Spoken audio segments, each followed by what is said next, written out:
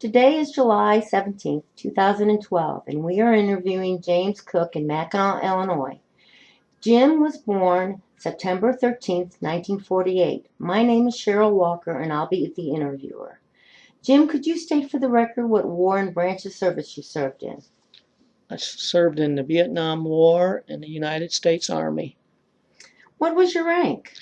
Sergeant E5 And where did you serve? outside of Chu Lai, Vietnam. Um, you're talking about Vietnam, right? Where I served. Outside of Chu Lai was the main base. And that was in 1970. And how long were you there? About 2.5 months infantry.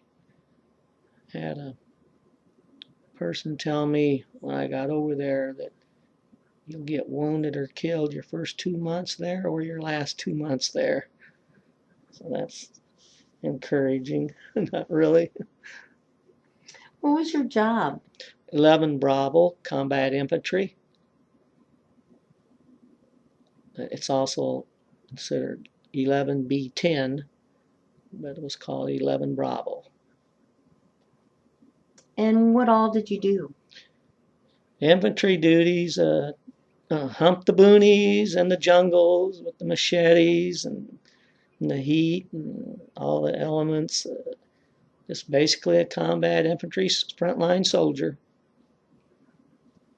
And just went on patrols and unfortunately a couple of bad missions. They call them search and destroy missions back then. But basically a combat infantryman. Would you like to talk about the missions? I have no problem with it. They're on my mind all the time, probably every day and every night. So I have no problem if you have any questions about it, or all I know as far as it was a search and destroy mission into My Lai, 2 years after the famous My Lai massacre. So they took all us in the My Lai and with a big minesweeping operation, and many companies were involved in it. There was a lot of German shepherds.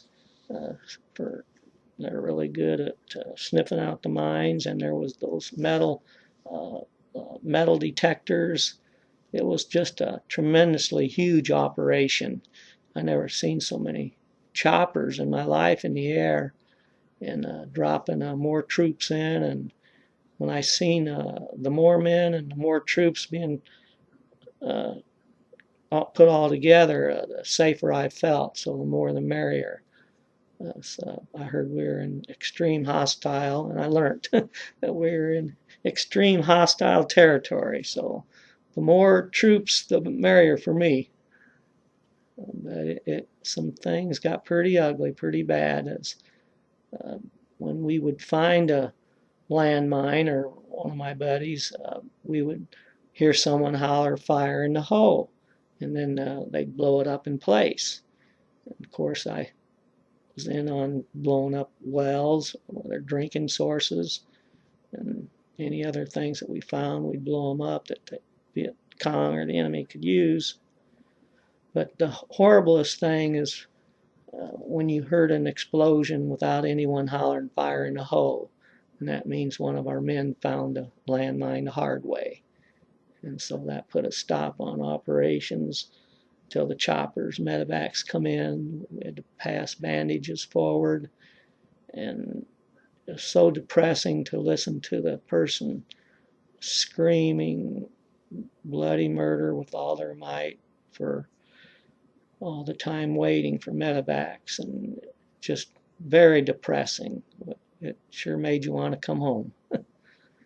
And I'll never forget some of them. It was terrible. Well, as they medevaced one guy that had laid there screaming for so long, and when we was able to move on, when we come up to where he had got hit, his boots were still there and they were smoldering, and that was an ugly sight.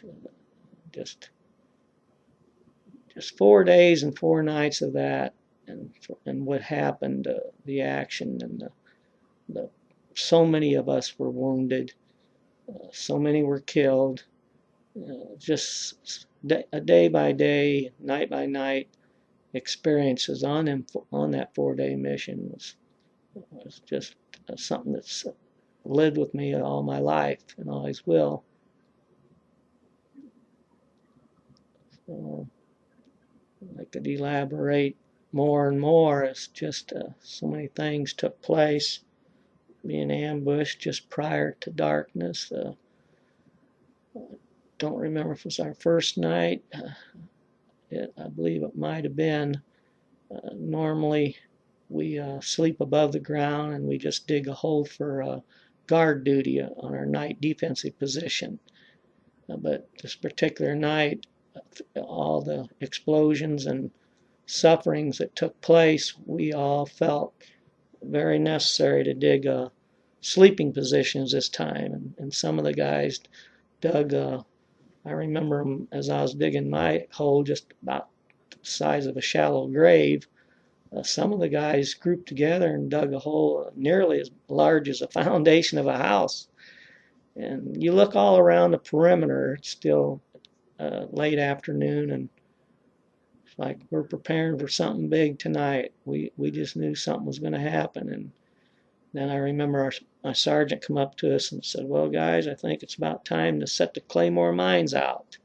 We set them out in front of the perimeter. We go out a ways. He no sooner said that, and all these green tracer rounds, gunfire, started firing in at us. We were getting ambushed. So we're all scattering and running and fleeing for our holes, because some of us didn't always hold our rifle with us. So we knew we dug our holes, and I remember flying to my hole and I hit it. And then I heard a poof, and that was my medic. He jumped in my hole with me. And just as we did that, I could see part above the ground of where rocket propelled grenades, RPGs, had just hit on the other side of our perimeter, and the ground was shaking. I could see all the sparks, and all these green tracer rounds were laying underneath them, and all of a sudden the call of medic was hollered out, and my medic, who's glued tight to me in our hole there, I don't know how he could do it, but there was a lot of heavy fire over our heads and all around us, and you could see those green tracer rounds, and he had to crawl out of that hole. And I don't know how he did it. I give him the most respect. And he had to make his way clear across the perimeter. And so, and then meanwhile, we're passing machine gun rounds to the machine gunners, and I knew I had to face the fact to raise up and start firing back. And thank God I didn't fire right away. There was one of my buddies laying in front of me firing, and I asked him if he would slide over just a little bit so I could shoot, and he was happy to slide over a little for me. And you could see the silhouettes, because it's getting dark now, and you could see the silhouettes in the jungle. I don't know, 50 yards or so. We were away from the wood line, and it was so beautiful to see our red tracer rounds from our machine, our I believe it was M60, yes, machine guns, firing at those silhouettes. It was just but it was so loud. There was so much fire, and we also had incoming. The captain, our officers called in for incoming fire, and so the noise of being shot at and our own fire was terrifying to me. I cried and I prayed that night. I really believed I was going to die that night. But it was when it was all over with and said and done that evening, when they finally hollered out ceasefire, I believe that's the only night I remember sleeping in Vietnam. I don't ever remember sleeping, and I felt that was kind of odd, maybe exhaustion or something. finally caught up with me, and I actually slept after the firing was over with later on that night. I still tell everybody every now and then when the subject comes up, which comes up about every several years, that I remember that's the only night that I remember sleeping. Felt that strange. How long were your missions? Well, this particular one, and I would say it was the longest one because it was such a big one, because we did go on another mission searching for a downed helicopter that had a couple guys. First of all, the first search and destroy mission that I just talked about was the 4-day mission. So then we had another mission that they called it LERPS, where you wore a lot less gear. You wore as light as you could. You took less food. Just package dried food packets. A couple of guys happened to have a couple of cans, sea ration cans with them anyway. But our mission was it was 2 days and 2 nights of climbing up and down. It was so dark we had to hold each other's hands. We couldn't see in front of us. So every now and then we had to shoot a flare up in order to get our bearings where we're at. But we were falling down the mountains, tumbling topsy-turvy. Rifles were doing flip-flops. We constantly was falling. But like I said, we could not see each other right next to each other. We had to hold hands. It was that dark in the jungles. So I'll never forget that. And we got pretty hungry. We did run out of food. So I got very hungry. But guys ahead of me the second day did find a downed chopper, and I believe I learned that one of the two that were missing, one was dead, but one was found alive. So we were thrilled at least we could recover, both people dead, but alive ones. So that was and it was scary departing because we never felt safe boarding the choppers again because there's machine gun fire going on, and I think it's mainly from our gunners protecting us. But it was just that was, and I think that 4-day mission is really weighs on my mind the most because so much went on, and that's what weighs on my mind all my life is that first 4-day mission in My Lai, where the famous My Lai massacre took place in '68 during the Tet Offensive. But this time it was us that got massacred.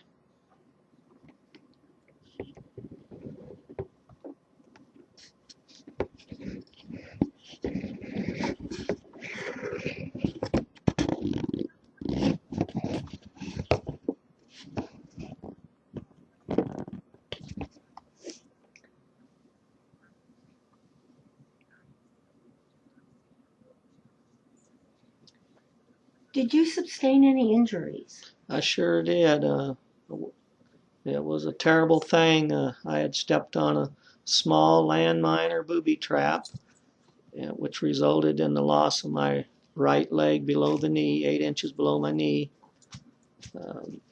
I'll never forget that. We had just got back from patrol outside of Chu Lai. We weren't in My Lai well, thank God I survived the My Lai massacre, or I'm sorry, the My Lai mission. And so we come back and went out on patrol and come back and everything was fine. We were washing up and decided to do some shaving, and 4 of my buddies were sitting over not far from me with a razor, and I walked over, approached them asked to borrow a razor. As I reached my arm out to grab the razor, that's the last thing I remember for about 10 seconds. I blacked out, didn't know what happened. And I found myself running down the hill, and then I thought something was very, very awkward because I was kind of limping quite a bit, and I looked down and seen my foot flip-flopping half off, and I totally just freaked out, and next thing I know, my captain was on top of me as the medic was bandaging my foot and attending to me. My captain was was a new captain assigned to us after that 4-day mission in My Lai.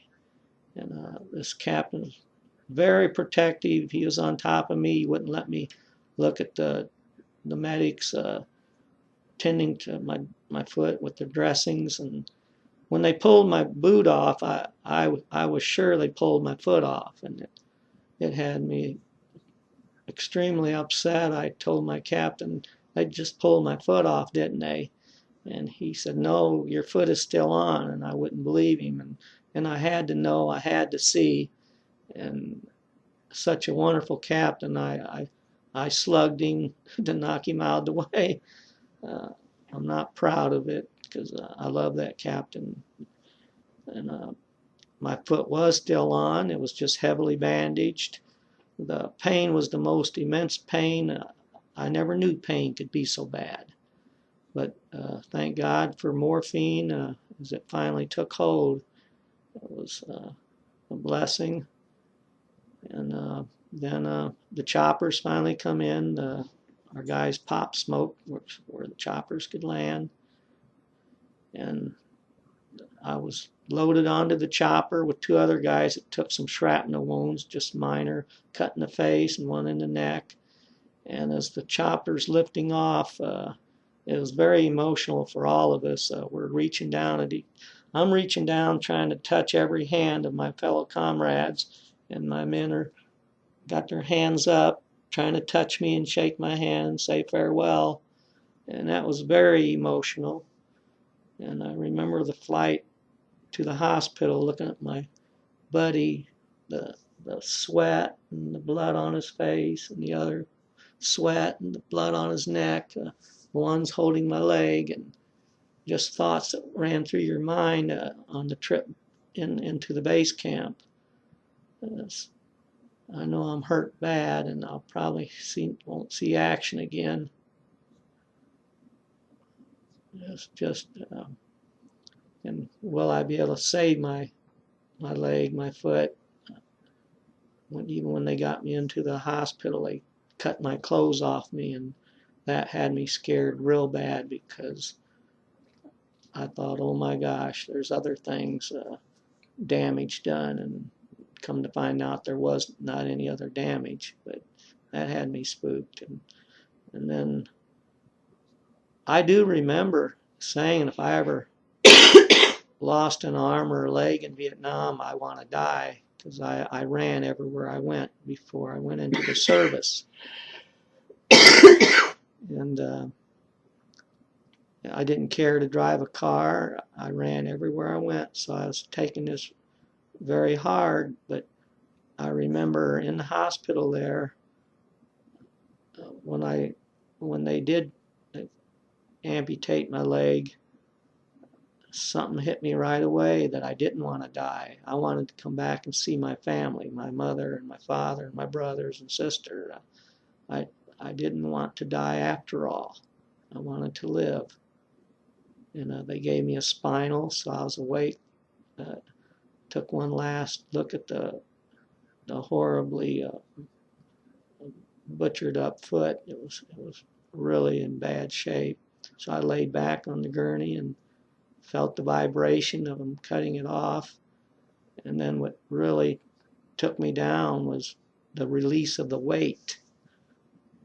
When I knew the foot was off, I couldn't handle that.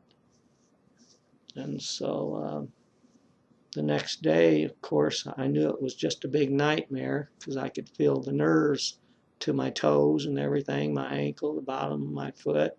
So I knew it was just a big nightmare. And I said, boy, that was a dandy of a nightmare that last night. So I took my blanket off my leg, and then the truth sunk in real quick. My foot was gone, and I couldn't handle that. So there was a preacher that stayed at my bedside for 2 days to hold my morale and talk with me and give me hope that life wasn't over. And I got to commend that preacher. I don't know if I'd have made it without his help and support.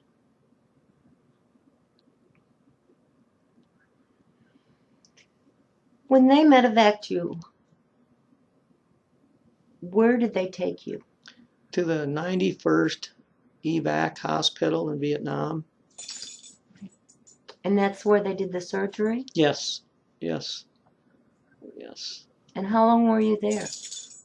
1 to 2 days at the most before they sent me down to, the next day before they sent me down to Cam Bay overnight, before they shipped me to Japan for a week. The very next day, a general and a big sergeant with a lot of stripes come to my bedside, and the general presented me with my Purple Heart, something I had forgot about or didn't even think about through all this. And I can't say it really lifted my spirits that much. I still felt bad that we as an outfit didn't kill enough of the enemy compared to what I seen of us getting wounded and killed. So that didn't satisfy me, and I spoke with the general, who I learned was General Norman Schwarzkopf, the famous general that commanded the Persian Gulf War. I didn't know it at the time. I learned it years later, and it was pretty exciting. I almost fell off my kitchen chair reading an article that assured me that it was Norman Schwarzkopf that presented me with my Purple Heart. So I took that write-up to my doctor, and he looked into it, and he assured me that was the famous General Norman Schwarzkopf that presented me with my Purple Heart. So I still have that news article rolled up behind one of my certificates. But yes, from Vietnam, then of course, they made me call my mother, but they told me I couldn't tell her what happened. That was hard to do.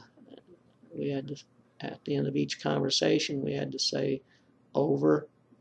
And I can remember my mother quivering when she would say over. And so that was sad. I couldn't tell her what happened. Didn't want to tell her really either. But I went to Cam Bay, and they even started physical therapy before I had my first dressing change. I thought that was odd. I said, okay, I'll start bending my leg, exercising my leg. And then they did the first dressing change where they put you out under amnesia in Japan. And then the second dressing change was extreme pain. And then the third one, I thought it was going to be painful again, but it wasn't as bad. And a nurse taught me how to clean my own the stump of my leg, and they left our wounds open in Vietnam to drain all the infections. They left them open for 5 months, and they kept us in traction to pull the skin down faster, but they didn't sew them up right away.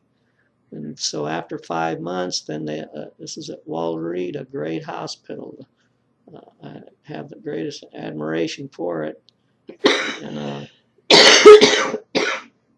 so after 5 months, they give us what they call a revision. They take you in the operating table again, put you out, and they cut a little more off of your leg, but they shape your bone to have it all ready and prepared for a good fitting prosthesis, and then they sew it up right away. It's another little setback, but nothing like the first. So it was so nice. When you got the stitches out, you know you were getting close to get casted and fitted, and I looked so forward to that. And did have a vision in Japan before they brought me back to the States. And I remember late one night I had a vision that I'm going to recover 110%. I remember raising my fist in the air and I said, I'm coming back strong. And I seriously meant it. And I had the greatest rehab at Walter Reed. They provided the greatest staff, greatest services. I didn't want to come home, I guess maybe because I didn't have a lady back home, so it wasn't nothing pushing me. So they gave me, they actually allowed me to stay there for 18 months versus sending me to a VA. They were willing to keep me, and I fell in love with all of them, so just outstanding rehab. Sometimes got to come home on leave for a month or so, visit the family. That was nice.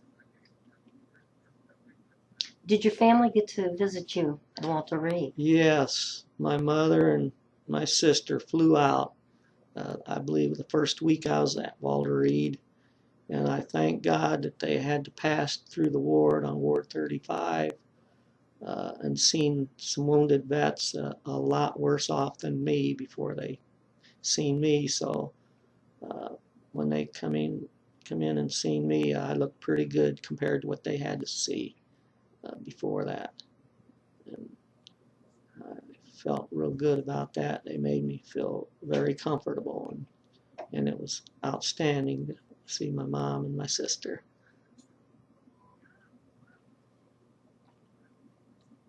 Do you think the care that you got at Walter Reed helped you?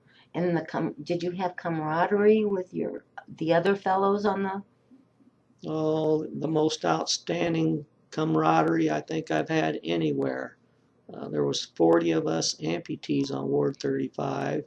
Ward 34 now, the ward right below us, uh, the soldiers had a lot of serious injuries to their legs or their arms and other parts. So we all band together on trips, uh, many rehab trips, but we had a tremendous camaraderie. It was just awesome, awesomely amazing, the friends and camaraderie that we all had and shared together, rehabbing together. Did you stay in touch with any of them? Yes, to this day, I still, one of them, we send Christmas cards to each other, and I guess that's from since 1970, 71 till the present, and that's pretty cool, I think. And we did have a 23-year reunion a while back in Chicago during a national DAV convention, and the four of us got together, and one of the guys married a nurse on the ward.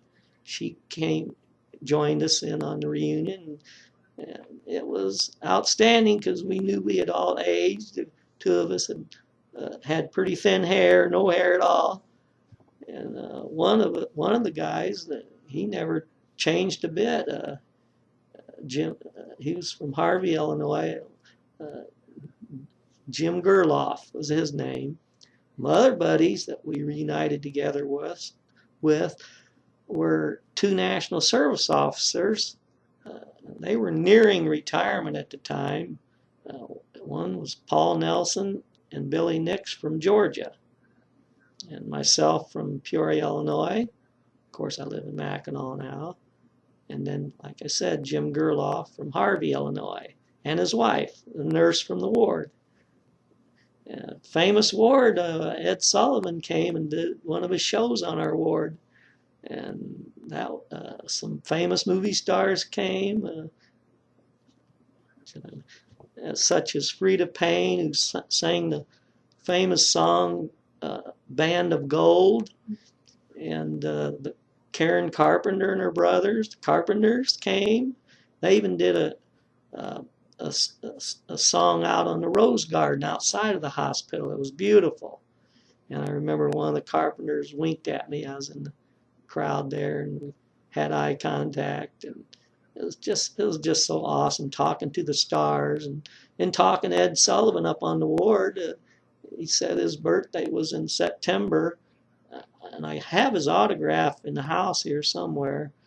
And I don't know if it was the same day as mine, the 13th, but he gave me his autograph. Said I'm a September boy too, in person.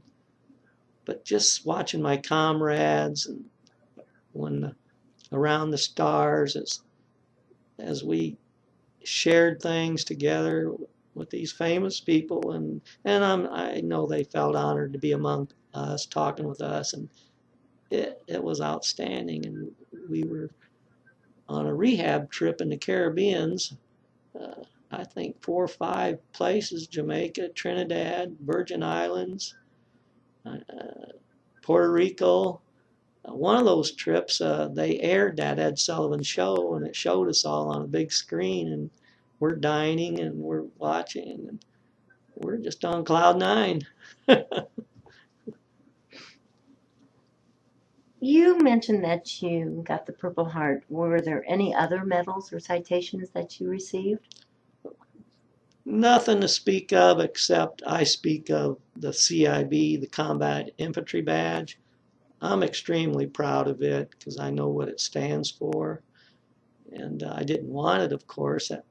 It's You earn it if you've been shot at against hostile forces such as small arms fire, machine gun fire, landmines, and anything the enemy wants to shoot at you. And that's what that I was told that combat infantry badge stands for. And when my captain or sergeant, I forget who, told me I would be awarded that, or I've earned that, I felt very proud because I seen it uh, sewed on to many of the uniforms during training from the sergeants that gave us training there in Fort Polk, Louisiana, which was advanced infantry training. Uh, Took basic training in Fort Gordon, Georgia. Uh, that was pretty interesting because Fort Leonard Wood, Missouri was filled up. So they took all the Peoria soldiers and combined them with West Virginian soldiers, and that was awesome. I met the greatest friends from West Virginia, of course Peoria too. We're all combined together, and we hit it off extremely well. Listen to them Southern men tell their stories of their teenage life and things, and just we became so close to each other because training can be hard and difficult, and I just I just can't say enough of the friends that I made, the camaraderie that we had in basic, advanced infantry training with my fellows in Vietnam and rehab at Walter Reed. It's just faces that I'll never forget, It's just awesome. From basic training, did you go to advanced training with anybody? Yes, actually, I believe it was 5 of us. We traveled together.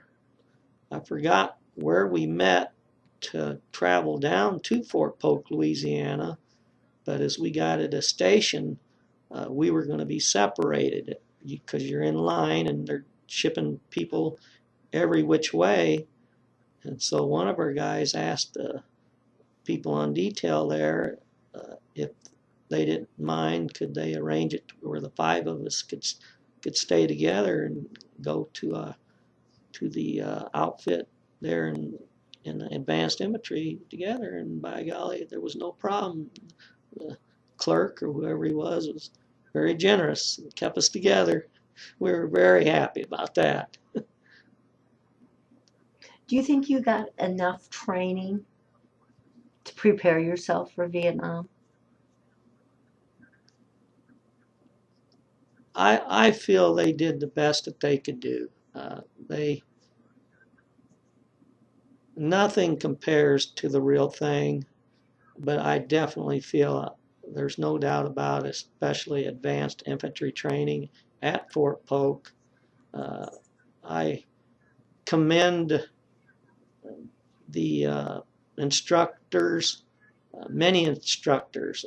They briefed us and filled us in the best that they could, and I have nothing bad to say about that. They prepared us the best that they could, but nothing was like the real thing, baby. Did you enlist or did you get drafted? I was very, very happy here at home. I'm in high school watching on TV the news and in the newspaper about this horrible war, and I did not want no part of it. So I was drafted, and I was very patriotic because my father was a World War II veteran, and it was not even a slight thought of, of hiding out or running away from it. When my number was called, well, I didn't get a number. The lottery come out after I was drafted. So I definitely went.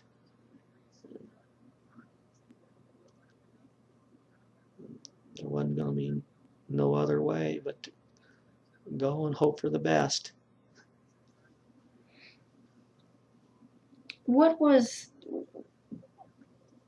When did you find out that you were going to Vietnam? Not very long after graduating from high school. I graduated in May or June, and I believe I already had orders for September. In fact, I know it was because I wasn't even quite 21 yet. I was still under the legal drinking age. So I'm knowing I'm going into the military, and I couldn't go into a bar yet and be served because I was just 20 years old. Yeah, I believe it. 19 or 20, but wasn't at the drinking age yet. But it wasn't long after high school, September of '69. That's when they gave you your orders? I had to go to Chicago on a train to get inducted in Chicago, get medical exams, and that was all just ugly, just very depressing. Seen sights there too that I'm not really proud of. I didn't want to hide anything. I couldn't just, it was just an experience. Some of the testing they done to us, and for the reasons during the war, I wasn't a bit happy about being inducted, but I was going regardless. But it wasn't a lot of fun that they put us through in the exams.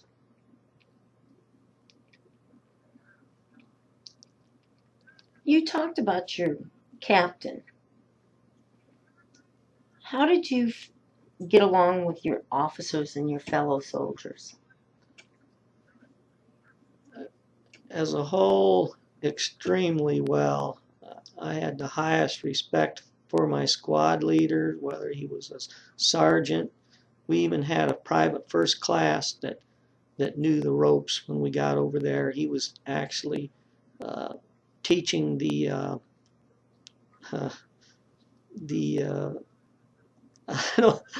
I don't want to offend anyone, but there was sergeants that was drafted or sent over to Vietnam along with me that paid a lot of respect to one of these private first classes because of his experience in Vietnam. We listened to him very well, especially these sergeants that had just gotten to Vietnam.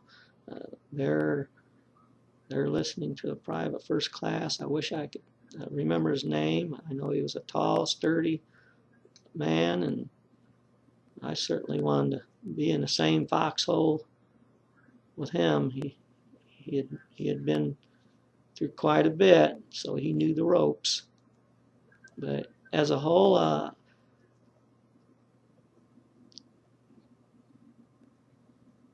we relied on each other. There's a time where I'm not afraid to say my very first night in the field, we macheted our way through the thickest of jungle, and we were in the deepest, thickest jungle. My first night, I had a horrible experience, and but it was late at night. We had mosquito nets over our head, and I felt very comfortable that I had my squad leader sleeping, lying right next to me. So that was comforting, but yet on the other side of me, on the left side of me, I was right next to the jungle where we had stopped cutting, and just trying to sleep and worrying about the enemy reaching right through the jungle, right, sleeping right next to it. After we had cut just enough area out to exist in and sleep in and function in. I just thought of Charlie, called it Charlie Kong, reaching through the jungle there at me and grabbing me. And right at that thought of time, my sergeant next to me raised up in the middle of the night, started screaming. He had a nightmare. And I'm thinking of this Charlie Kong reaching through the jungle at me at the same time. My sergeant's having a nightmare. I jumped up and ran in the middle of the perimeter. And I remember it was so black I couldn't see. I hit all these C ration boxes and scattered them. And we're in a perimeter, and there's new guys in there amongst the veteran guys that's been there a while. And, well, everyone thought that Viet Cong had infiltrated the perimeter. So I heard all this shooting going on. And so then I really, in my mind, I knew we were being under attack. I guess my sergeant didn't raise up screaming for nothing. I learned the next morning that it wasn't the case. I had just freaked out first night in the field, and the shooting that was going on was at me. And I learned, it wasn't till Japan when I was wounded, they sent me to Japan, and there was a fellow comrade in the bed across from me, and we noticed that we were in the same outfit, and we started reflecting about our time in Vietnam there. And this one guy, he was across from me, he was Mexican, and he said, "Oh, do you remember the night that guy ran in the middle of the perimeter?" And of course, my heart's pounding more. And I said, "Yeah, I remember that guy. That guy was me." And the gentleman, the Mexican across from me, put his hand over his head, and he says, "Oh my God, I almost killed you." He said, "I aimed my rifle at you, and I shot at you, and my sergeant hit my rifle and knocked it up in the air." And of course, my heart's even beating harder and harder. I didn't know I was that close to death. I knew it wasn't good. And I do remember begging my comrades to loan me a rifle, because this chicken boy here left his rifle for the first and only time in Vietnam. But I was watched closely the days and nights for a while after that to gain their respect back. But America, I did it, and that's what I did. But we all lived through it, and thank God for the experience of my fellow comrades to know that shooting in the middle of the perimeter, you're only going to more than likely hit one of our own troops on the other side of our perimeter. So they had the sense to knock that rifle up in the air.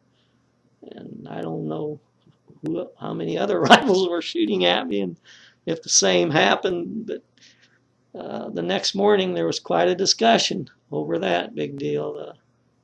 Some of the new sergeants said that you couldn't have pried them out of their hole with a can opener. They were so scared.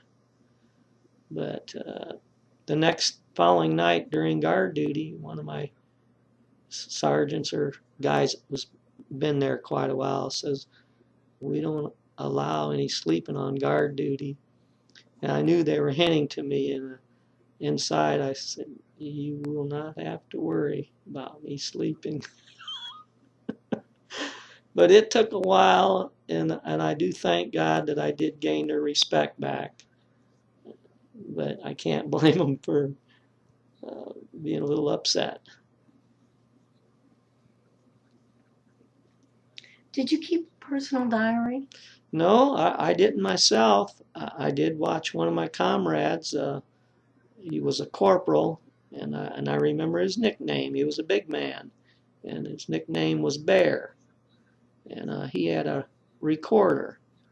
And we were on a base camp one evening, and I happened by him not far off from the beach. We had big bunkers way high up in the air, which one night I wanted to go swimming, and the guys up in the bunkers said, "Oh no, you're not." But anyway, I was walking by Bear there, and Bear stopped talking on his microphone long enough to. Well, I did hear him say, "Oh, it's just one of our FNGs." And if you can figure out what that means, uh,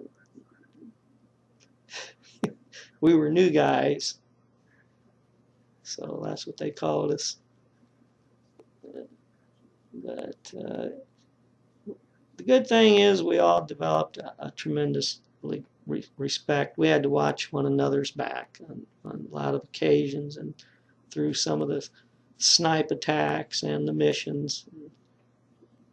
But Bear, he was a dandy. I don't know what his name was, but that was his nickname. And as far as diaries and things, I wrote letters.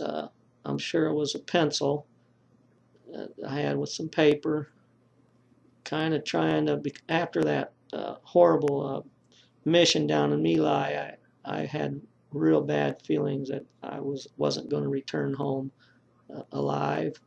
And so I wanted to find some way, somehow, to gradually get my family to adjust or to expect this, but in the easiest way I could put it in writing for them to not expect me to come home the way things were going.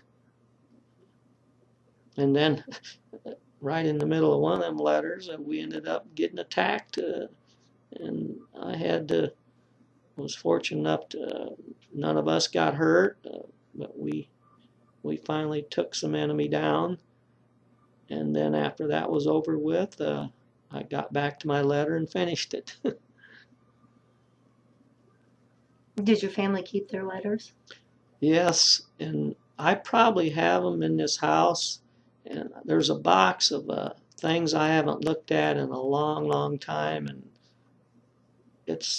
I should pick a day, any day now, and go through them and see if those letters are there. I'm kind of curious to read them myself, because I know I sent them to my mother, my father, and my sister was extremely faithful. My sister Judy, writing me letters. Bless her heart. We don't have her no more. I sure wish I did. But she was, even through training, she wrote so many letters to me. Do you think writing the letters helped with the pressure and the anxiety? It must have, because it was something that I felt it was very necessary to do. And like I said, it was hard to find the right words to break them in the best way I could. This one special letter, especially, of trying to give them some indication and preparedness that I may not return back home. That's one letter in particular. I did write a letter to a friend now that was in Vietnam in the 1st Infantry Division. When we got out of service, we got together, and he said yes, he received that letter. And his name was his nickname was Skip, but last name was Utzinger. I'm trying to think of his first name. We were high school friends, and he told me he was considered himself the luckiest grunt in Vietnam, that they never got attacked his whole tour there, and I felt happy for him, and of course, my family felt very sad for me, but also happy for me because of rehab, how well I went through rehab and made a point to do well. And so just went on with normal day of lives after the stories of Vietnam were told, because all brothers and family, mothers and fathers, aunts and uncles, they all wanted to hear my story. And it really made me nervous, real nervous. I never found myself so nervous talking about it. I'm surprised at some calmness I have now, but it really upset me talking about the Vietnam War to my family.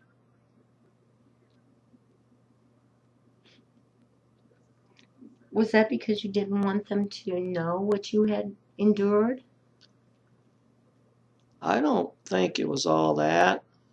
It it it was my body, my nerves. My nerves just. I found that I was a very nervous person after coming back.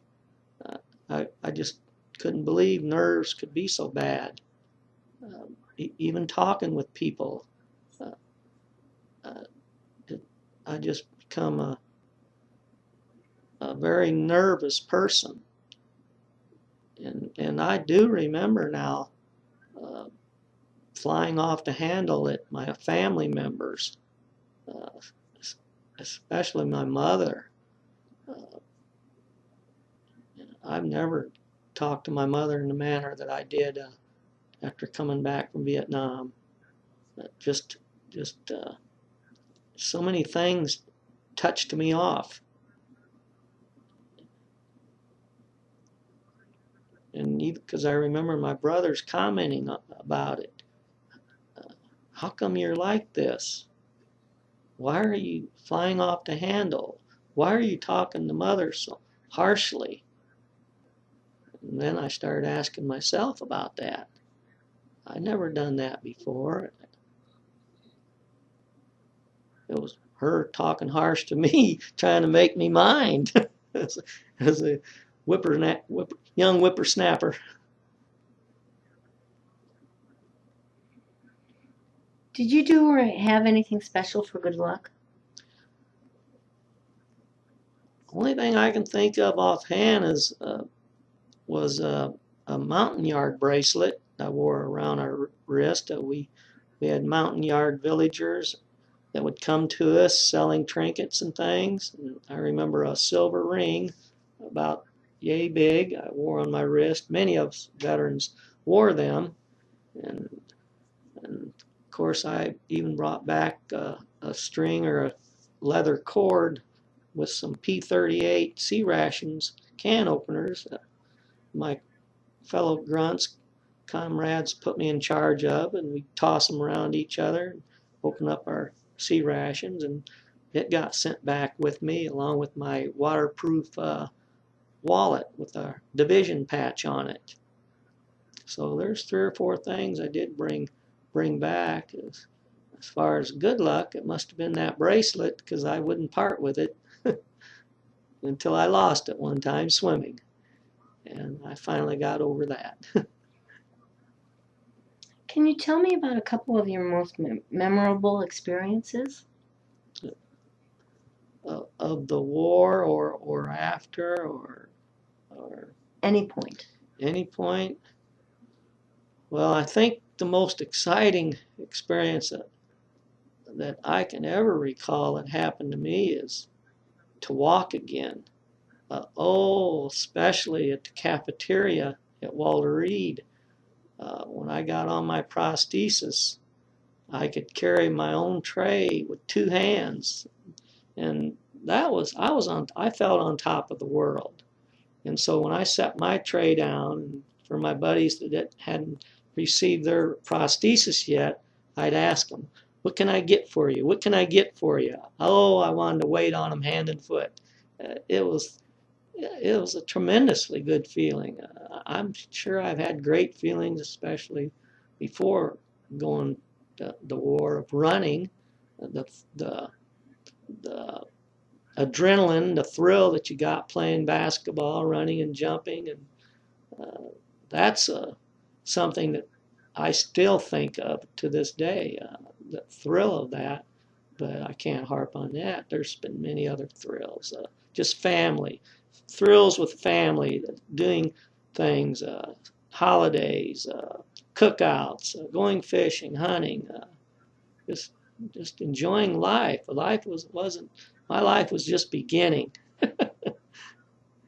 So it's been a great, all because of a tremendous rehab and attitude and see it among your comrades. We all uh, just we complimented one another on our rehab, uh, and uh, and just it was just awesome to be together with them, my family.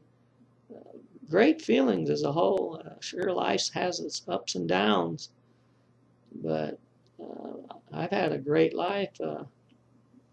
Great life. Even as an amputee now, most of my life's uh, 21 years old. How old I am now? It's been great great times. Even works hard, good days, bad days. Did you have plenty of supplies and food? I would say yes, plenty more than I could carry or cared to carry in that heat up and down the hills and the jungles. Plenty of supplies. We only ran out of food for during searching for that down choppers. The only time we ran out of food. For the most part, we were we were kept well supplied. Um,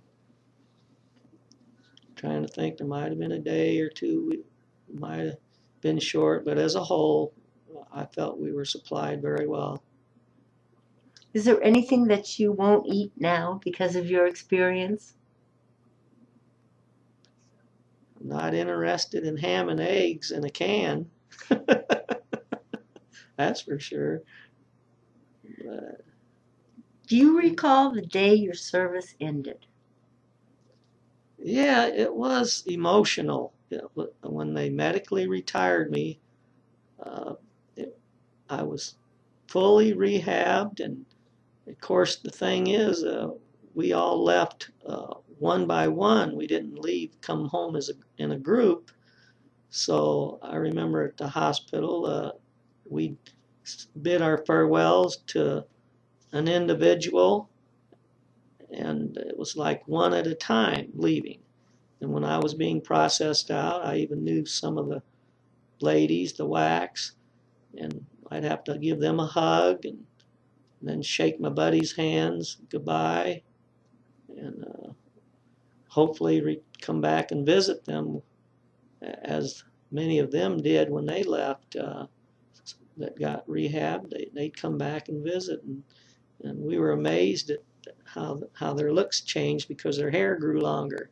It was it was pretty neat because they were keeping up with the times, the Beatle type haircuts, longer hair over the ears or halfway over their ears, and here we're real short hair yet. And but it was great to see him. Awesome to see him come back and visit us. Uh, yep. What did you do in the days and weeks after? Well, I said to myself, after all I've been through, I said, I think I'm going to take a whole year off before I go to work. Well, I'm glad it didn't last that long. I went to work a lot sooner than that. My brothers encouraged me.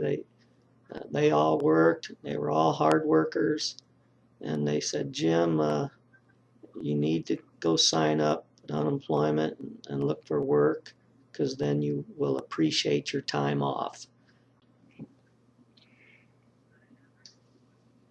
I should have threw in the disabled American veterans because they were the first.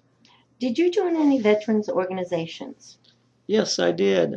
I joined Disabled American Veterans. Uh, I I was sold over immediately when World War II veterans come to my hospital side, and they won me over, and I joined life membership right away with the Disabled American Veterans chapter out of New York. It's also called the National Amputation Foundation, Disabled American Veterans. So I was a life member there, paid my dues for life membership.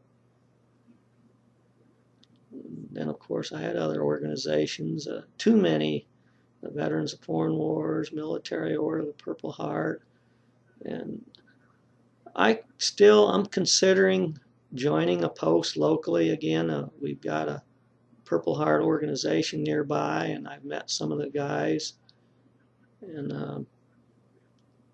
I'm considering going and visiting them again in one of the VFW posts. I do belong to the American Legion locally here in Mackinac, where we meet at the firehouse. Outstanding, dedicated bunch of comrades. I want to say men and women, but we had a woman with us for a while, and then don't see her no more, so I think she had other obligations. But we do have a auxiliary. Of course, the men can even join the auxiliary if we want to. But you learn a lot in the veterans organizations.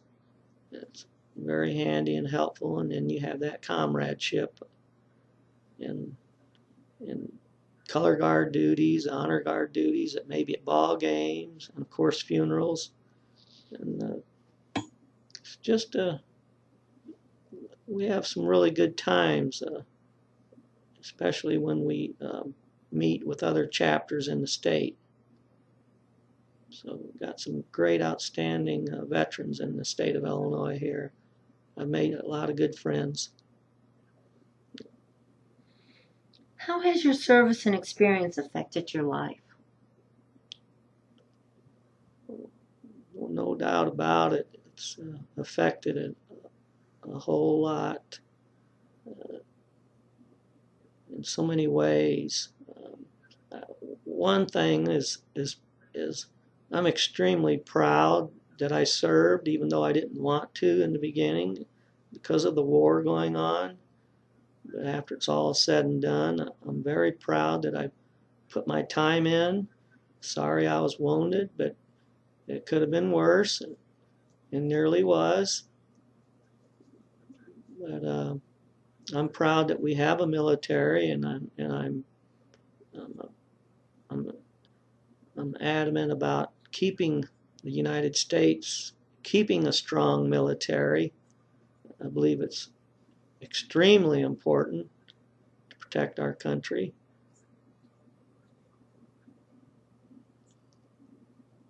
But it's certainly affected me, but I haven't let it stop me from getting on with my life and enjoying other things and concentrating on other things.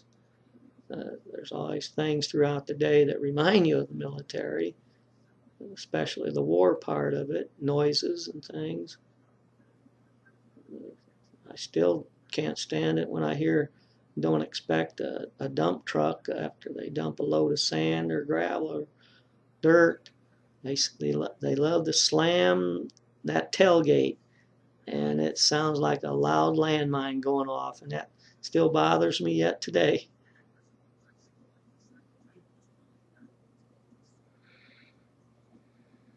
Did your military experience influence your thinking about war or military in general? It it no doubt affected my thinking. My heart was broken for anyone especially after I was wounded in the earlier times, even to this day, since I've seen the screams and smelt and felt war. I hate war. I hate wars. We're in 2 wars at least now, Afghanistan, Iraq. Uh, I think of the individual soldiers, men and women, that what they go through. And of course, my prayers that you keep them together. The Lord feeds them and clothes them and keep them in comradeship and watch over the leaders to help them make the right decisions. But it does bother me, especially when you hear us losing one of our own, and the families, what they got to go through, the mourning process and things. So that affects me in a sad way.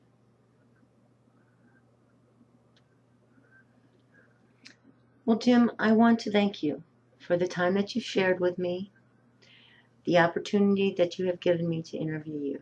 And I want to thank you for what you've done for our country in serving.